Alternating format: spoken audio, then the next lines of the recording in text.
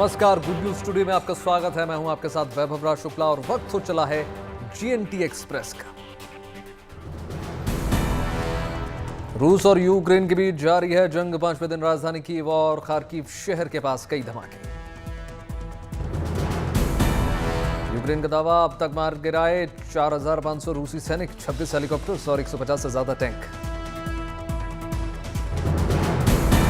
Kyiv से 150 kilometre दूर चेरनीव में रिहायशी इमारत पर रूस ने किया मिसाइल से हमला। जंग के बीच जगी बातचीत की उम्मीद। बेलारूस बॉर्डर पर किसी भी वक्त हो सकती है बातचीत। रूस यूक्रेन के बीच बातचीत की तैयारी है पूरी। बेलारूस के विदेश मंत्री का बयान। रूसी राष्ट्रपति ने न्यूक्लियर फोर्स को किया अलर्ट। पुतिन के फैसले की खबर से दुनिया में हड़कंप। अमेरिका सहित पश्चिमी देशों ने की रूस के फैसले की निंदा। बाइडेन की नेटो देशों के नेताओं के साथ बैठक। रूस के पास 6,000 से ज्यादा परमाणु हथियार। यूक्रेन संकट पर 40 साल बाद संयुक्त राष्ट्र महासभा का स्पेशल सेशन। सुरक्षा परिषद में 11 देशों ने विशेष सत्र बुलाने के फैसले पर लगाई मोहर। रूस ने नहीं किया वीटो। एक बार फिर भारत, यूएई और चीन परिषद में वोटिंग से बाहर। यूक्रेन के राष्ट्रपति व्लादिमीर ज़ेलेंस्की का बड़ा बयान, मेरी हत्या करना चाहता है रूस। यूक्रेन के राष्ट्रपति की हत्या के फिराक में है रूस। ब्रिटिश अखबार द टाइम्स ने के हवाले से खबर आई। ज़ेलेंस्की को मारने के लिए रूस ने भेजे 400 आतंकी। रिपोर्ट में बड़ा दावा। रूसी बमबारी में तबाह हुआ यूक्रेन का होस्टोमेल एयरपोर्ट। हमले में एयरपोर्ट पर खड़ा दुनिया का सबसे बड़ा कार्गो प्लेन एंटोनोव 225 भी तबाह।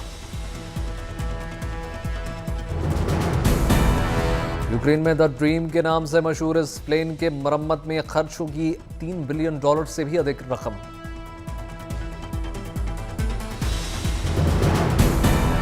यूक्रेन से लगातार जारी है लोगों का पलायन। अब तक करीब 3 लाख शरणार्थियों ने ली यूरोपीय देशों में शरण। पोलैंड हंगरी सीमा पर गाड़ियों की दिखी लंबी कतारें। भारी बर्फबारी के बीच सीमा पर जमे लोग। रूसी सेना के खिलाफ लड़ने वाले लोगों की मदद के लिए आगे आई यूक्रेन की बियर बनाने वाली कंपनी लीव। शहर की फैक्ट्री में बियर की जगह पेट्रोल बम बनाने का हो रहा है काम। यूक्रेन में रक्षा मंत्रालय की वेबसाइट पर जारी किए पेट्रोल बम बनाने के निर्देश से कंपनी को मदद। खेल के मैदान तक पहुंची रूस यूक्रेन की जंग। फीफा ने दिया रूस को झटका। रूस की धरती पर नहीं होगा कोई भी इंटरनेशनल फुटबॉल मुकाबला। इससे पहले ब्रिटेन, पोलैंड, स्वीडन और चेक रिपब्लिक ने रूस के साथ खेलने से इनकार किया।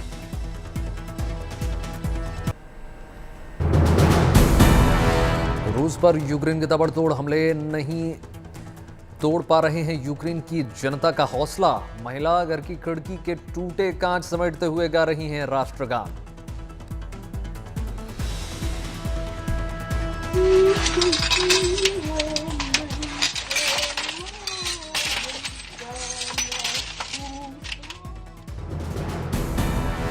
राजधानी कीव के बाहरी इलाके का वीडियो वायरल। तुर्की पर यूक्रेन का राष्ट्रगान बजा रहा है एक युवक। आसपास लोग गा रहे हैं यूक्रेन की जय का नारा। यूक्रेन का बहादुरी दिखाती नजर आ रही हैं यूक्रेन की महिलाएं। रूसी सैनिकों को हड़काते हुए महिला का वीडियो वायरल। महिला रूसी सैनिकों को आक्रमणकारी और फांसीवाद कहकर यूक्रेन छोड़ चले जाने को कह रही है। कई परिवार के पुरुषों ने अपने घर की महिलाओं और बच्चों को शरणार्थी देशों में पहुंचाया, लेकिन खुद देख रहे हैं रक्षा के लिए यूक्रेन में रुके हुए।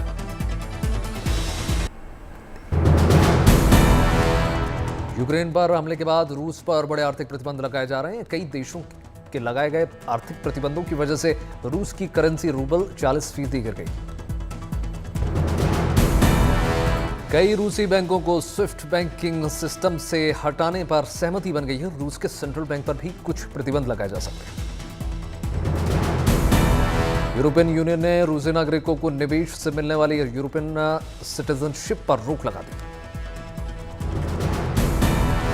गूगल ने भी रूस के खिलाफ प्रतिबंधों में दूसरे देशों का साथ देना शुरू कर दिया है। रूस के सरकारी मीडिया इंस्टीट्यूशन आरटी और दूसरे चैनल पर अपने प्लेटफॉर्म से पैसा कमाने से रोक दिया गया। वेबसाइटों और ऐप्स के वीडियो पर विज्ञापनों से पैसा मिलने पर भी रोक लगा दी गई।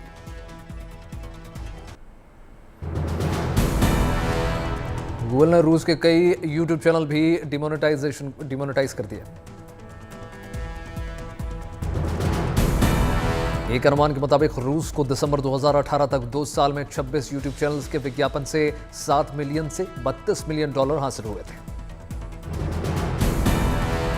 दुनिया के सबसे बड़े टेक शो में से एक मोबाइल वर्ल्ड कांग्रेस 2022 में भी रूस की कंपनियों को बैन कर दिया गया है। इस इवेंट का आयोजन 28 फरवरी से 3 मार्च तक किया जाएगा।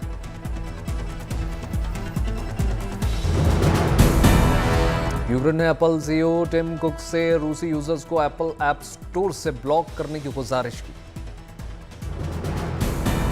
यूक्रेन के उप प्रधानमंत्री ने टिम कुक को लेटर लिखकर यह सिफारिश की है। लिखा है कि इस तरह की कार्रवाई से रूस के युवा प्रभावित होंगे और अपने देश पर युद्ध रोकने के लिए दबाव बनाएंगे।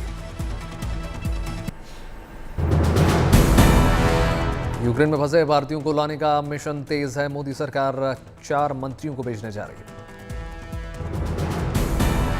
यूक्रेन के पड़ोसी देशों में जाएंगे मोदी सरकार के 4 मंत्री। भारतीय लोगों और छात्रों को निकालने में करेंगे मदद। जिन मंत्रियों को भेजा जा रहा है उनमें हरदीप पुरी, ज्योतिरादित्य सिंधिया, किरण रिजिजू और जनरल वीके सिंह का नाम शामिल। यूक्रेन में फंसे भारतीय छात्रों की वीडियो देखकर भावुक हुए राहुल। कहा, किसी भी परिजन पर यह ना गुजरे। एआईएमआईएम चीफ असदुद्दीन ओवैसी ने साधा केंद्र सरकार पर निशाना। कहा, बीजेपी सरकार को संजीदगी से पेश आना चाहिए, सिर्फ एडवाइजरी देने से कुछ नहीं होगा। कारगिल में हॉस्टल के नीचे बने बंकर्स में छिपे हैं भारतीय छात्र। बंकर्स ने वीडियो बनाकर सरकार से मांगी मदद।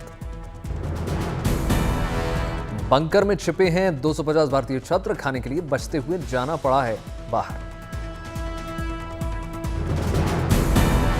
अलग अलग इलाकों में कीव रेलवे स्टेशन पहुंच रहे हैं भारतीय छात्र। वहां से उन्हें सुरक्षित स्थानों पर ले जाया जाएगा। दिल्ली के गुरुद्वारा बंगला साहिब में यूक्रेन में फंसे छात्रों के लिए प्रार्थना। यूक्रेन से घर लौटे छपरा के अनमोल केंद्र और राज्य सरकार के सहयोग से हुई घर वापसी।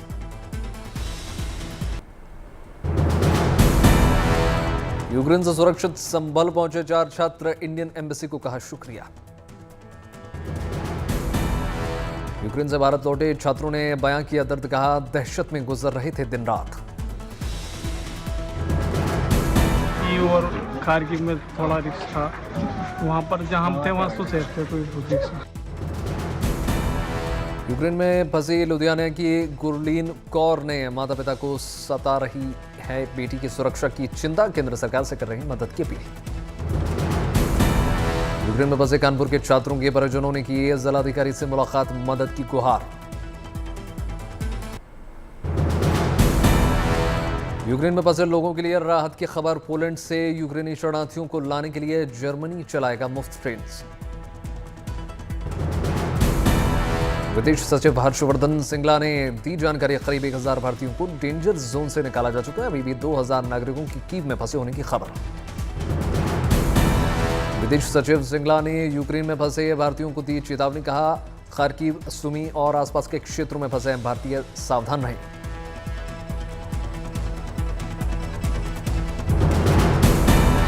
पोलैंड के राजदूत एडम ने दिया बयान। कहा, रूसी आक्रमण से बचने के लिए भारतीयों को बिना वीजा के एंट्री दे रहा है पोलैंड। रोमानिया की सरकार ने किया यूक्रेन की मदद करने का ऐलान। गोला बारूद और सैन्य उपकरण भेजने का लिया फैसला।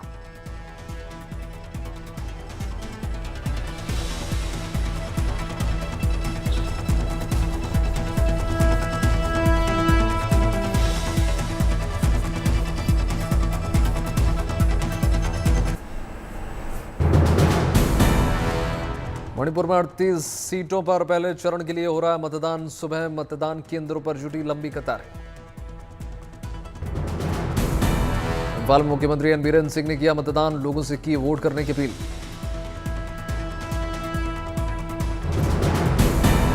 वोटिंग से पहले मुख्यमंत्री बीरेन सिंह ने की मंदिर में पूजा अर्चना, लिया जीत का आशीर्वाद। मणिपुर के राज्यपाल ने इम्फाल में डाला वोट, आम जनता से वोट करने की अपील की। वोटिंग के लिए मणिपुर में बनाया गया है मॉडल वोटिंग सेंटर, लोगों को वोटिंग के प्रति जागरूक करने की कोशिश।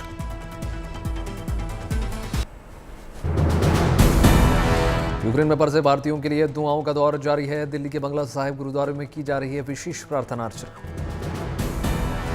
महाराष्ट्र में स्थापित होगा देश का पहला मराठी भाषा विश्वविद्यालय। अगले मराठी भाषा गौरव दिवस के पहले स्थापित हो सकता है। उच्च और तकनीकी शिक्षा राज्य मंत्री उदय सामंत ने दिया आश्वासन।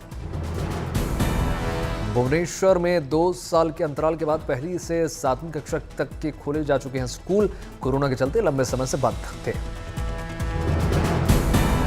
यूक्रेन रूस युद्ध के बीच भारत से आई है मुस्कुराने वाली तस्वीर। यूक्रेन की लड़की से हैदराबाद के एक लड़के ने की शादी। पादरी ने दूल्हा दुल्हन को दिया आशीर्वाद। पूर्व प्रधानमंत्री मोरारजी देसाई को उनकी जयंती पर संसद भवन के सेंट्रल हॉल में दी गई श्रद्धांजलि।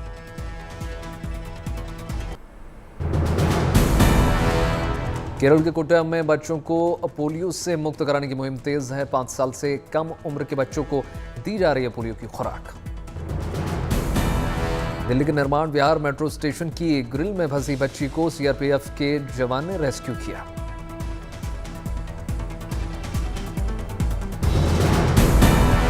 कर्नाटक के शिवमोगा में एक हफ्ते की छुट्टी के बाद फिर से खुले स्कूल कॉलेजेस। बजरंग दल कार्यकर्ता हर्षा की हत्या के हंगामे के बाद से बंद करा दिए गए थे स्कूल कॉलेजेस।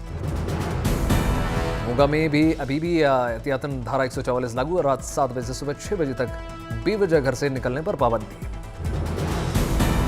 कोरोना काल में हुए पढ़ाई के नुकसान की भरपाई के लिए राज्यभर के स्कूलों में लगाई जा रही है एक्स्ट्रा क्लासेस। बोर्ड एग्जाम की तैयारियों में जुटे छात्र।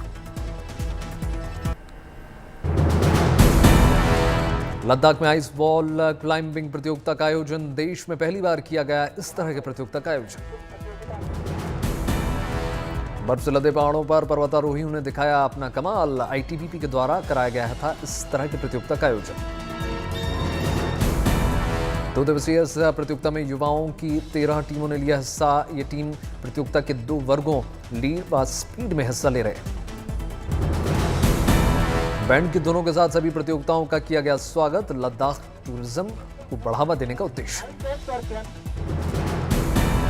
उत्तराखंड के बर्फीले पहाड़ों से आई ये दिल खुश कर देने वाली तस्वीर। 1500 फीट की ऊंचाई पर वॉलीबॉल खेलते नजर आए आईटीबीपी के जवान। विशाखापट्टनम के तट पर अंतर्राष्ट्रीय नौसेना अभ्यास मिलन 2022 की रंगारंग शुरुआत। नौसेना का दिखा दमखम। केंद्रीय रक्षा राज्य मंत्री अजय भट्ट को विभिन्न देशों के दस्ते ने दी सलामी। नौसेना के बैंड दस्ते ने बजाई विशेष धुनें।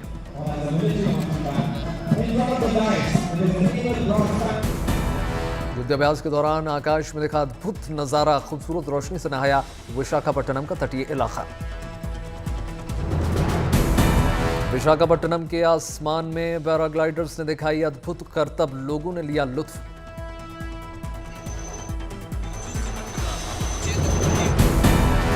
परेड के दौरान रंगारंग सांस्कृतिक कार्यक्रम का भी आयोजन किया गया। लोगों की तालियों ने बढ़ा दिया हौसला।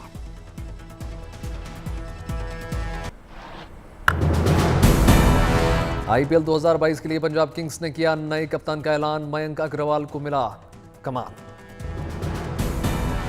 मयंक अग्रवाल साल 2018 से पंजाब किंग्स का ही हिस्सा हैं। वो टीम के उप कप्तान भी रह चुके हैं और कुछ मैचेस में टीम के कप्तान भी रह चुके हैं।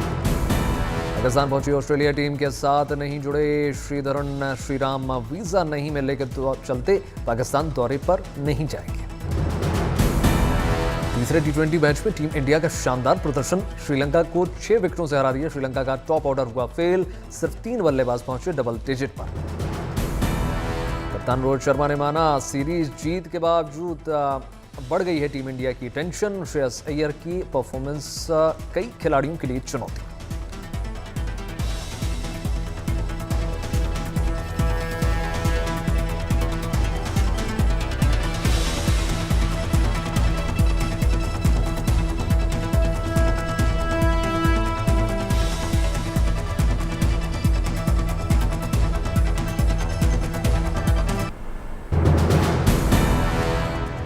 रूसी सरकारी मीडिया के यूट्यूब चैनल को किया गया डिमोनेटाइज। अब गूगल के प्लेटफॉर्म से नहीं होगी इनकम।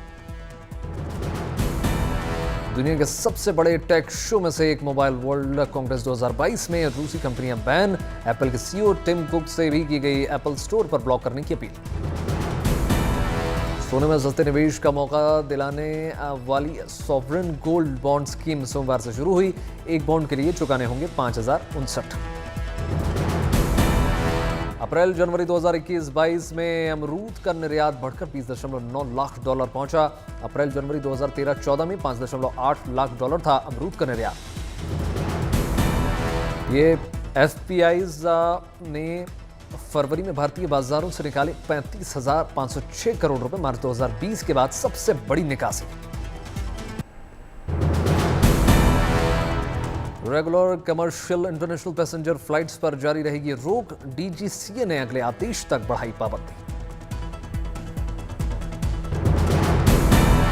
एलआईसी के आईपीओ से पहले निवेशकों के साथ ही स्टॉक ब्रोकिंग फर्म्स में भी जुटी गई हैं तैयारी में। स्टॉक डैडी ने लॉन्च कर दिया नया वर्जन।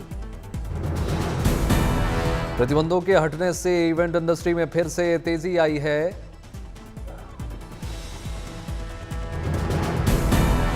अखिल भारतीय आयुर्वेद संस्थान ने शुरू किया आयुष स्टार्टअप चैलेंज। आयुर्वेद के क्षेत्र में काम कर रहे स्टार्टअप्स की पहचान के लिए AIIA ने स्टार्ट इंडिया के साथ करार किया। सरकार से चीनी ऐप BGMI PUBG बैन करने के प्रहार की मांग। कहा भारत की सुरक्षा जरूरतों के लिए IT एक्ट की धारा 69A के तहत लगाया जाए प्रतिबंध।